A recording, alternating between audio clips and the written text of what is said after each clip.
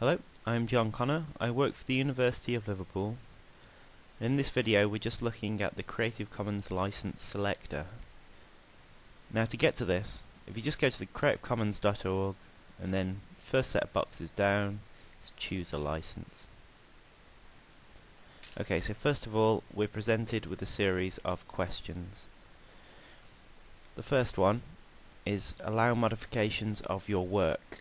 Now what this question is referring to is the non-derivative part of the license, and also the share-alike part. If you don't know what these are, have a look at my previous video, the basics of the Creative Commons license, and decide on a license that you want from there. Okay, so I'm going to go with share-alike. So people can make derivative works, but they have to share it with the same license that I've got on my work. Allow commercial uses of your work. This refers to the non-commercial part of the license. If you select no on this, your license will be non-commercial. So I'm going to go with yes. I don't mind commercial uses of my work. Finally, we have license jurisdiction. Now this just refers to where in the world you want your license to apply. If you just want it in the UK, or wherever you are, you can just select it from the list. However, that will limit where your license will apply, so I suggest just leaving it as international, especially if you want people to use your work. It allows it the most open field. So what has this done? This has changed the license that I have selected.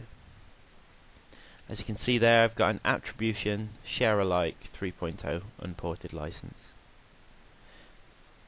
The CC logo is Creative Commons. This is the attribution part of the license, and this is the share-alike part. Okay, so now we can fill in a little bit more information on our piece of work in order to get our Creative Commons license statement a bit fuller. So first of all, we need a title for the work.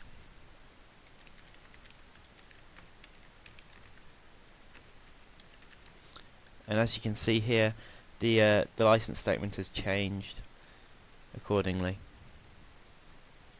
Okay, attribution of the work. Now this can either be a person or it can be an institution, depending on who owns the IP. So if I put myself there, and also my institution,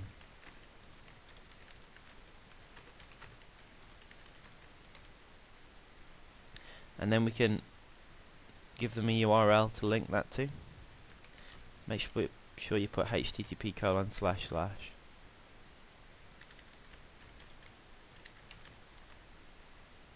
and that's changed this part of the license to link to the University of Liverpool. What this part links to is the license code itself. So if we have a brief look at that, this will tell people what their freedoms are in the Creative Commons license. Full legal code's available there as well. Okay, so now what do we do with this? We can fill in these other fields if we want. Source work URL is just for derivative, if our work is a derivative work. You don't have to fill this in, and what I prefer to do on derivative works, if you can, where the parts of the derivative works are, is put the derivative works license there. More permissions URL is just a URL to seek further permissions. If you had a non-commercial license and a user wanted to use it commercially, if you put this in there, it would give them a URL to go to so they could ask you about more permissions for the license. Format of the work. Now this doesn't change anything to do with how the license statement looks, but it will change how search engines pick it up. For example, if I have it as an image there, it changes some of the XML statements. You don't really need to worry about that too much, but if you can, put the correct format of your work there. And finally, the license mark. Now, obviously, all these link URLs aren't particularly useful if we're looking at a book. We're not going to be able to follow them. So if we go to offline mode, it will give us a statement which we can use to put into an offline piece of work. I would also include in this statement, I would include the link to the author or the attributions website in there, along the lines of, to view the original work, please visit, or to view the author's website, please visit.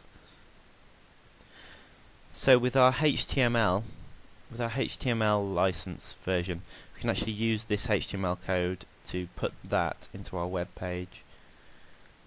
So, for example, I've got a very basic web page here, which is coded here. And what I do is I copy that, and just paste it into the web page.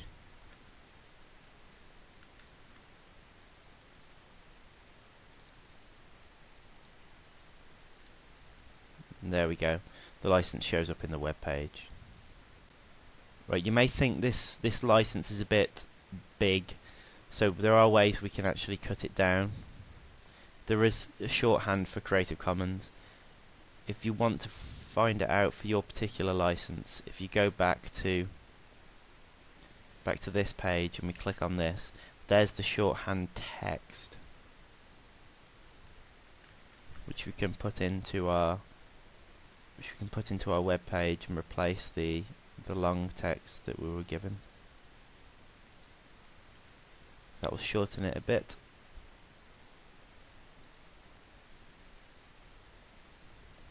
And also, if you want a really short version, what I would have is this logo, which says all of that. I would just have that logo and this statement. So you can cut that off entirely because that logo says all of that.